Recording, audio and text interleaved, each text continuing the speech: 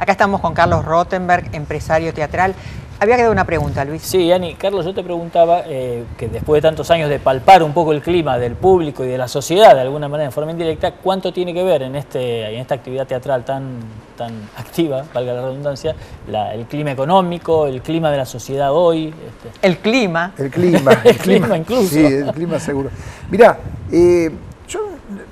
mi sensación, porque no tengo otra, claro, ¿no? a veces me pregunto si es lo económico o es el estado de ánimo. Y depende del lugar. Por ejemplo, en plena crisis del 2001, me acuerdo que teatralmente hablando, el teatro bajó menos en el 2002 que otras actividades comerciales. Entonces llegamos a la conclusión, conversaciones trasnochadas de teatristas, que había sido como un lugar para amucharse. Ajá. O sea, lo encontrábamos como que la gente iba al teatro como que era un lugar de protección, claro, un lugar que no, digamos, no te iba a sumar un problema más, un lugar de, bueno, en medio de todo esto, hablamos todos los días de este problema, bueno, el viernes a la noche salgamos, claro, 2 matrimonios y vayamos al teatro. Entonces no bajó. Como contrapartida te diría que en la época del 1 a 1, donde la gente tendía más a irse de vacaciones afuera, por el cambio, Mar del Plata se cayó a pedazos. Claro. Entonces ahí sí te diría, claro, que hablamos de los teatros y estaba vacía la ciudad.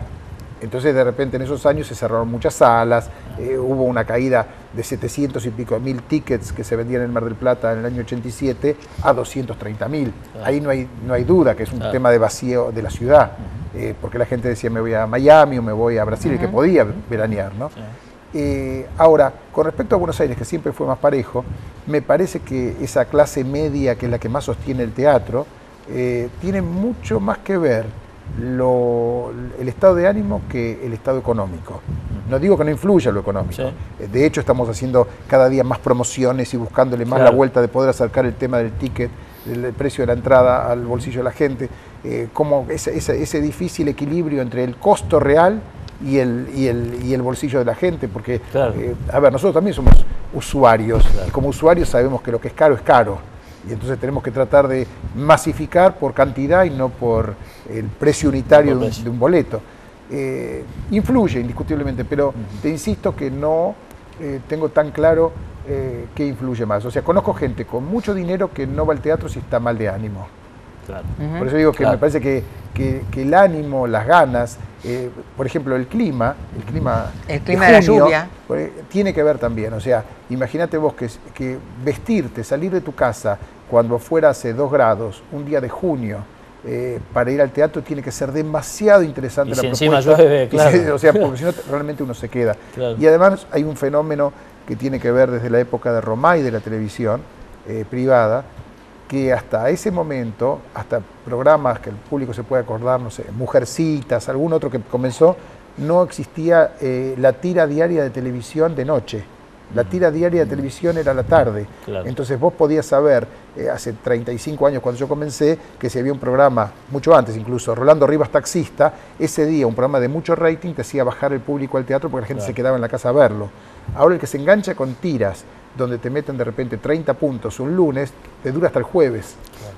Y eso influye a la hora de salir también, porque mucha gente te dice, estoy siguiendo una tira, y entonces como entretenimiento veo el programa de televisión y no voy al teatro. Claro, claro. ¿El teatro en los últimos años incorporó gente que no era del teatro? Por ejemplo, tengo un ejemplo chiquito, es todo lo que tiene que ver con Cris Morena, acercó un público que normalmente no es de teatro, que es desde Floricienta hasta, no sé, Niní, claro, ¿no? ¿Ese público después sigue en el teatro? Yo no lo sé decir. Hay un tema que no es opinión, es demostrable. Acercó ese público y alejó al público del mejor teatro infantil, por ejemplo, que tenía que ver con Hugo Midón, con Héctor Presa, con los mejores títeres del San Martín. O sea, habría que evaluar hasta dónde esa mutación que hubo de, claro, público es más o menos, digamos, para siempre, como preguntas vos, claro, que quede en el teatro. No es que sea más público, sino que cambió.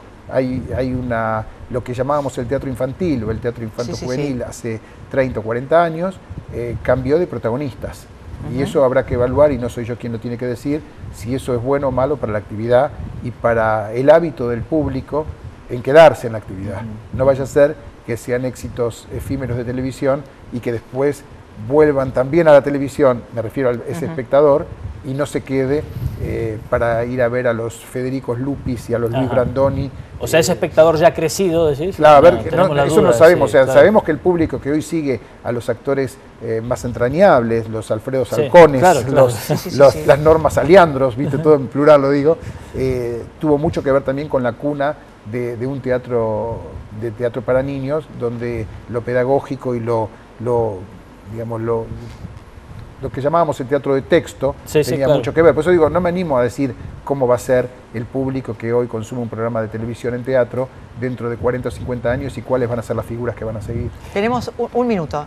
Sí, en este clima, otra vez en el clima, pero digamos, hablando casi, o cuasi, por lo menos cuasi inflacionario, ¿es posible sostener esta propuesta que ustedes están todo el tiempo manejando de si bajamos los precios y los costos no se nos disparan? La vamos llevando. Dije antes que un ticket, una entrada al teatro se divide entre muchos. Entonces lo que hay que tratar es justamente de tener una comunión entre todos para llegar, como pasó este verano en Mar del Plata y fue exitoso, haber decidido entre todos apretar la clavija y decir todo, comamos nosotros y eso sirvió, subió la torta de espectadores y la gente lo agradece porque hoy la gente está, aunque sea una palabra no muy linda para decir, está avivada. O sea, hoy no vale más decirle a la gente, este vaso cuesta lo mismo que el año pasado, porque la gente o por internet, o porque tiene memoria, o porque lo lee en algún lado, sabe cuánto estaba el vaso el año pasado. Así que si uno dice, vale 10, y el año pasado costaba 10, la gente sabe, si vos le vas a cobrar 12, que lo aumentaste el 20%. Carlos Rothenberg, muchas gracias por haber estado en nuestro mandamiento. A ustedes. Nos vamos. Chau, chau. Hasta el próximo lunes.